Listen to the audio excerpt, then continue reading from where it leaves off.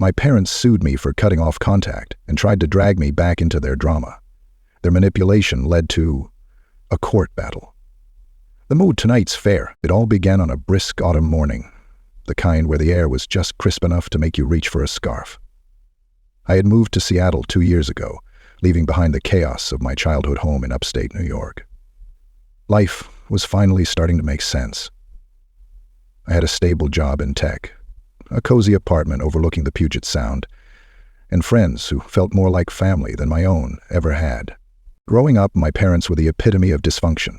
My father, a lawyer who thrived on control, and my mother, a master of emotional guilt, created a home where manipulation was currency.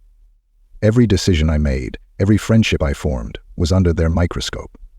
It wasn't until I was 26, after years of therapy and soul-searching, that I finally mustered the courage to cut ties. The first few months were tough. I'd wake up in a cold sweat, wondering if I'd made the right decision. But as time went on, I started to feel something I hadn't felt in years: peace. That is, until I received the letter. It was a Saturday morning. I was sipping coffee and scrolling through Instagram when the doorbell rang. Standing there was a courier with an envelope addressed to me. Inside was a legal notice. My parents were suing me. The charge? Emotional distress caused by my decision to cut off contact. I laughed at first, thinking it had to be some sort of joke. But as I read through the pages, the reality set in. They weren't just suing me. They were trying to force a court-ordered reconciliation. They claimed my absence had caused them irreparable harm and that, as their child, I had a duty to maintain a relationship. I was stunned. I'd heard of frivolous lawsuits, but this? It felt like a new low. My initial instinct was to ignore it, but my best friend, Emma, who happened to be a paralegal, urged me to take it seriously.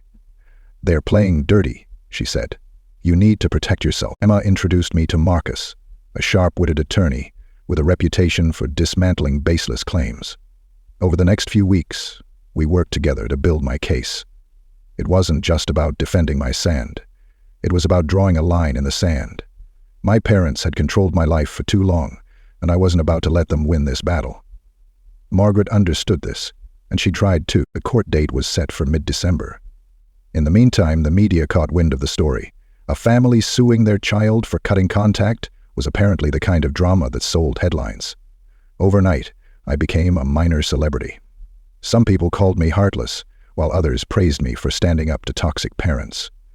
The public scrutiny was exhausting, but it also solidified my resolve. When the day of the trial arrived, the courtroom was packed. My parents sat on one side, their lawyer, a smug man in an expensive suit, by their side. On my side were Emma, Marcus, and a few friends who had flown in for moral support. The tension was palpable. The pilot examined my passport carefully, consulted with the two of the professors, and decided he would come too. My parents' lawyer started by painting a picture of them as loving, devoted parents who had been cruelly abandoned. He even played a video montage of family photos, complete with a melancholic piano soundtrack. I could feel the jury's eyes on me, their sympathy shifting toward my parents. Then it was our turn. Marcus began by introducing evidence of years of emotional manipulation.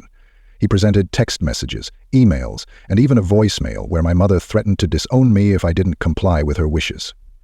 He called witnesses, including my therapist, who testified about the toll their behavior had taken on my mental health. By the time he was done, the courtroom's mood had shifted. Finally, it was my turn to speak. I stood at the witness stand, my hands trembling. "I love my parents," I began. But love doesn't excuse toxic behavior. For years, I was made to feel like my needs didn't matter. Cutting off contact wasn't an act of hatred. It was an act of survival. I sat there speechless for a moment. As I spoke, I saw my mother dab at her eyes with a tissue. My father, however, stared straight ahead, his jaw clenched. When I finished, there was a heavy silence in the room. The jury deliberated for 3 hours. When they returned, the verdict was clear. The case was dismissed. Not only that, but the judge reprimanded my parents for abusing the legal system and ordered them to pay my legal fees. It was a victory, but it didn't feel like one. As I walked out of the courtroom, I felt a mix of relief and sadness.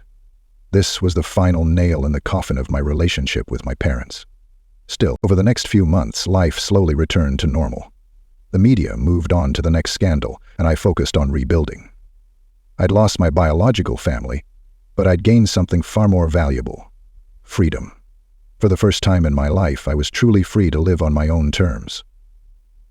Looking back, I don't regret my decision. It's never easy to walk away from family, but sometimes it's necessary. My story isn't just about a court battle. It's about reclaiming my life. And if sharing it helps even one person find the courage to do the same, then it was worth it.